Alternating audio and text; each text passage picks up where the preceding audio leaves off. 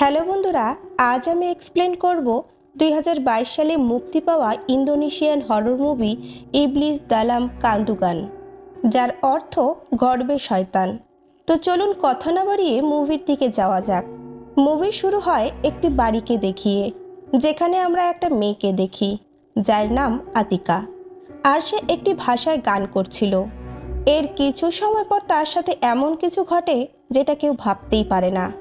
আসলে তার labour pain start হয়ে যায়, কিন্তু ডক্টর যখন তাকে চেক করতে আসে তখন ডক্টর খুব আশ্চর্য হয়ে যায়, কারণ আতিকার গর্ভে তার 7 মাসের নবজাত বাচ্চাটি গায়েব হয়ে গিয়েছিল। কথাটা শুনে অদ্ভুত লাগলেও এটা সত্যি ছিল, আর কেউই বুঝতে পারছিল না যে এটা কেমন করে হতে পারে। আতিকার হাজবেন্ড পাক, সেও কনফিউজড হয়ে গিয়েছিল। বাচ্চাটির গায়েব হয়ে যাওয়ার পিছনে জিনকে জুড়ে দেওয়া হয়েছিল, কারণ গ্রামে মানা হতো যে সেই গ্রামে জিনের ছায়া ছিল, আর সেই জিনই মায়ের পেট থেকে বাচ্চাদের নিয়ে যেত। অন্যদিকে আমরা আতিকাকে দেখি, যে কিনা তার বাচ্চা হারানোর শোক সহ্য করতে পারে না এবং সে নিজেকে মেরে ফেলে। এখন মুভির গল্প এখান থেকে অন্য এক ফ্যামিলিতে চলে যায়, যেখানে এক মা অ্যামিলিয়া, একজন বাবা ভের্দি, আর তাদের দুজন অ্যাডপ্টেড বাচ্চা অ্যালানি ও ভিতো। তারা দুজন অ্যাডপ্টেড ছিল, কারণ অ্যামিলিয়া ও ভের্দির 15 বছর পর্যন্ত কোনো সন্তান হয়নি। এখন 15 বছর পর অ্যামিলিয়া মা হতে চলেছিল, কিন্তু এখন অ্যামিলিয়ার অনেক হেলথ ইস্যু ছিল। এজন্য ডক্টর তাকে মেন্টালি রেস্ট নিতে বলে, সাথে নিজের সন্তান ও বাচ্চার খেয়ালও রাখতে বলে। এজন্য ভের্দি তার জব ছেড়ে অন্য এক ফার্মিং ডিপার্টমেন্টে চলে যায়, যাতে সে অ্যামিলিয়ার সাথে অনেকটা সময় কাটাতে পারে। এজন্য তারা জাকার্তা ছেড়ে একটা গ্রামে থাকতে চলে আসে, কারণ সেখানেই ভের্দির ট্রান্সফার হয়েছিল। গ্রামে তারা পৌঁছে সেই বাড়িতে যায় যেখানে তারা এখন থেকে থাকবে। সেই বাড়ির কেয়ারটেকারের সাথে দেখা হয় তাদের, যার নাম মাং উজাং। উজাং তাদের ওয়েলকাম করে। সেই গ্রামে এসে সবাই খুশি ছিল, কিন্তু অ্যালানি খুশি ছিল না, কারণ সে জাকার্তাতে ফিরে যেতে চাইছিল।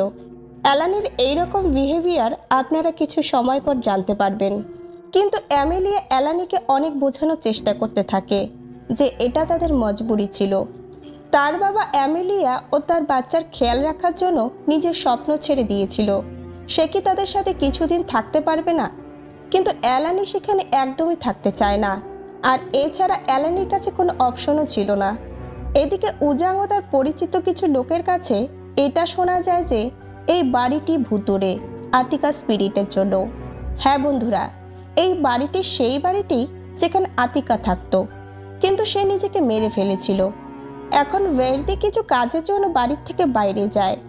ভিতো অ্যামিলিয়ার কাছে ছিল, আর সে অ্যামিলিয়ার পেটের কাছে গিয়ে সেই বাচ্চাটিকে বলে যে ভিতো তার জন্য অপেক্ষা করছে, আর সে যেন তাড়াতাড়ি বেরিয়ে আসে। এটা বলে সে সেখান থেকে চলে যায়। ভিতো চলে যাওয়ার পরই অ্যামিলিয়ার পেটের ওপরে সেই বাচ্চাটির হাত দেখতে পাই। এমন মনে হচ্ছে যে বাচ্চাটি তার কথা শুনেছে, আর সে এই ইশারা করে জানাচ্ছে।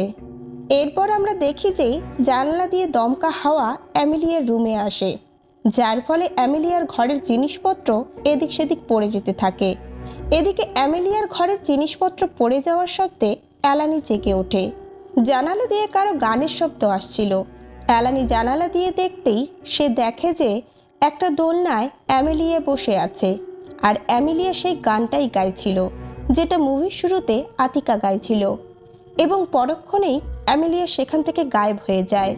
এজন্য অ্যালানি তার মাকে দেখতে নিচে নেমে আসে, আর আমরা বাড়ির ভেতরে কাউকে ঘুরে বেড়াতে দেখি। ঘরের ভেতর অ্যালানি অনেকক্ষণ ধরে তার মাকে খুঁজছিল, আর তখনই সেখানে ভ্যার্দি চলে আসে। সে অ্যালানিকে তার রুমে ঘুমোতে যেতে বলে। পরদিন আমরা অ্যালানির এইরকম ব্যবহারের কারণ জানতে পারি। আসলে সে ভাবছিল যখন অ্যামিলিয়া ও ভের্দির নিজেদের সন্তান আসবে, তখন তারা তাদের আবারও অনাথ আশ্রমে ছেড়ে আসবে, কারণ সবসময় অ্যামিলিয়ার ধ্যান তাদের বাচ্চার ওপরেই ছিল। আর তার হেলথের কারণেই তারা জাকার্তার মতো বড় শহর ছেড়ে গ্রামে থাকতে এসেছে, আর এই কারণেই অ্যালানি এগুলো ভেবে চিন্তিত ছিল। অ্যামেলিয়া রেগে গিয়ে অ্যালানিকে অনেক কথা শুনিয়ে দেয়, কিন্তু যখন অ্যামেলিয়ার রাগ শান্ত হয় তখন অ্যালানিকে ইন্স্যুরেন্সের পেপার দেয়, কারণ এই বাচ্চাটার জন্য অ্যামেলিয়ার অনেক হেলথ ইস্যু হচ্ছিল। এজন্য সে ইন্স্যুরেন্স করেছিল। যদি তার কিছু হয়ে যায় তাহলে অ্যালানি অনেক টাকা পাবে। এই ব্যাপারে জানার পর অ্যালানির অনেক মন খারাপ হয়, আর এই গিল্টের কারণে সে অ্যামেলিয়াকে কিছুই বলতে পারে না। আমরা এখানে জানতে পারি যে অ্যালানি ভিতোকে অনেক ভালোবাসতো, আর তার কথাতেই অ্যালানি এখানে থাকতে রাজি হয়েছিল। সিন এখান থেকে রাতে চলে যায়, আর আমরা ভিতোকে অ্যামেলিয়ার কাছে দেখতে পাই, যাকে কোনো অদৃশ্য শক্তি হন্ট করতে থাকে। আর কিছু সময় পরেই সেই অদৃশ্য শক্তি অ্যামেলিয়াকে পজেস্ট করে নেয়। ভিতো এসব থেকে ভয় পেয়ে অ্যালানির কাছে গিয়ে সব কিছু বলে দেয়, আর অ্যালানি যখন চেক করতে আসে তখন সে অ্যামেলিয়াকে পজেস্ট অবস্থায় দেখে, যে কিনা পাগলের মতো ব্যবহার করছিল। সে ঘরের সমস্ত জিনিসপত্র ওলটপালট করে দিয়েছিল। এসব থেকে অ্যালানি ভয় পেয়ে যায়।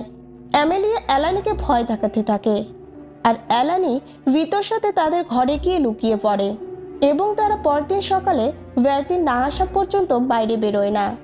ভ্যার্দি আসার সাথে সাথেই অ্যালানি অ্যামেলিয়ার কথা জানায়, যেটা শুনে ভ্যার্দি বিশ্বাস করে না, আর অ্যালানিকে তার মায়ের খেয়াল রাখার জন্য বলে, কারণ এখন অ্যামেলিয়ার অবস্থা ভালো ছিল না। অ্যালানি এখন তার মা ও তার সন্তানকে বাঁচাতে চায়, এই জন্য সে উজাংয়ের কাছে যায়। এখানে উজাং সেই স্টোরিটাই শোনায় যেটা আমরা মুভির শুরুতে দেখেছিলাম। সেই স্পিরিট আতিকার ছিল, যে কিনা অ্যামেলিয়ার বাচ্চাকে নিতে এসেছে, কারণ সে অ্যামেলিয়ার বাচ্চাকে নিজের বাচ্চা মনে করছিল। এছাড়াও যারা যারা এখানে থাকতে এসেছিল তাদের সবাইকে আতিকা স্পিরিট মেরে ফেলেছিল। অ্যালানি তার মাকে বাঁচানোর জন্য উজাংয়ের কাছে হেল্প চায়, কিন্তু সে তাদের কোনো সাহায্য করতে পারবে না।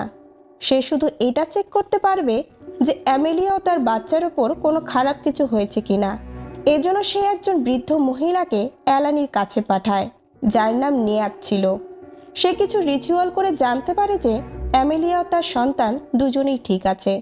কিন্তু নেয়াক অ্যালানি যাওয়ার পর অ্যামেলিয়ার কাছে গিয়ে কিছু প্রেয়ার্স পড়তে থাকে, আর তখনই অ্যামেলিয়ার ভেতরে থাকা স্পিরিট নেয়াকের ভেতরে চলে যায়।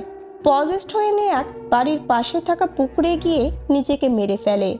তাকে উজাং ও অ্যালানি আটকানোর অনেক চেষ্টা করে, কিন্তু তাকে তারা বাঁচাতে পারে না। এই সব কিছু ভ্যার্দিও দেখছিল। তখনই তাদের বাড়ির পাশে একজন মহিলার অন্তিম সংস্কার করা হচ্ছিল, আর সেই মহিলার মৃত্যু এক অ্যাক্সিডেন্টে হয়েছিল। এখন ভ্যার্দি নেয়াককে দেখে বুঝে গিয়েছিল এখানে কিছু না কিছু তো আছেই, আর সে অ্যালানির কাছে প্রমিস করে যে সে জাকার্তা গিয়ে একজন শামানকে নিয়ে আসবে, কিন্তু ততদিন তাকে মায়ের খেয়াল রাখতে হবে, আর অ্যালানিও তাকে প্রমিস করে। এরপর রাতে যখন অ্যালানি রুমে ঘুমাচ্ছিল তখন তার আশেপাশে অনেক ওয়ার্মস দেখতে পাই, যেগুলো অ্যালানিকে ধীরে ধীরে খাচ্ছিল। আর যখনই অ্যালানি জেগে ওঠে তখন সে তার বেডে অনেক ওয়ার্মস দেখতে পায়। সেই ওয়ার্মসগুলো অ্যালানির পেটেও ছিল, আর তার পেটকে ধীরে ধীরে খেয়ে ফেলছিল, ফলে তার পেটে ব্যথা হতে থাকে। সে কোনো রকমে সেই ওয়ার্মসগুলোকে সরাতে থাকে, আর তখনই তার চোখ খুলে যায়, অর্থাৎ সে এতক্ষণ স্বপ্ন দেখছিল। পরদিন অ্যালানি এই বাড়ির স্টোর রুমে গিয়ে পুরনো ফ্যামিলির ইনফরমেশন খুঁজতে যায়, যাতে সে আতিকা স্পিরিটকে আটকানোর কোনো উপায় বের করতে পারে। সে অনেক খোঁজার পর সে শুধু একটা অ্যালবাম খুঁজে পায়, যেখানে আতিকা ও তার ফ্যামিলির ফটো ছিল।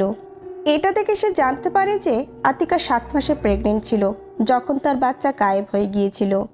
সেই সময় ভ্যার্দির কল আসে, যে কিনা উজাংয়ের সাথে গিয়ে সেই প্রেগনেন্ট মহিলার ডেড বডিকে বাড়িতে নিয়ে আসতে বলে, যার মৃত্যু ঠিক একদিন আগেই হয়েছিল।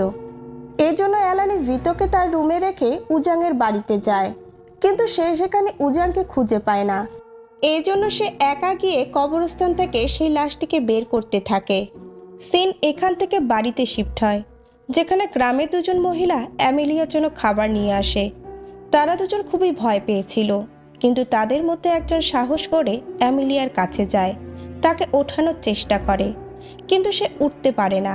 বরং আতিকা স্পিরিট অ্যামেলিয়ার শরীর থেকে সেই মহিলাটি শরীরে গিয়ে তাকে পজেস্ট করে নেয়, আর সেই মহিলাটি পজেস্ট হয়ে সারা বাড়িতে ঘুরে বেড়াতে থাকে।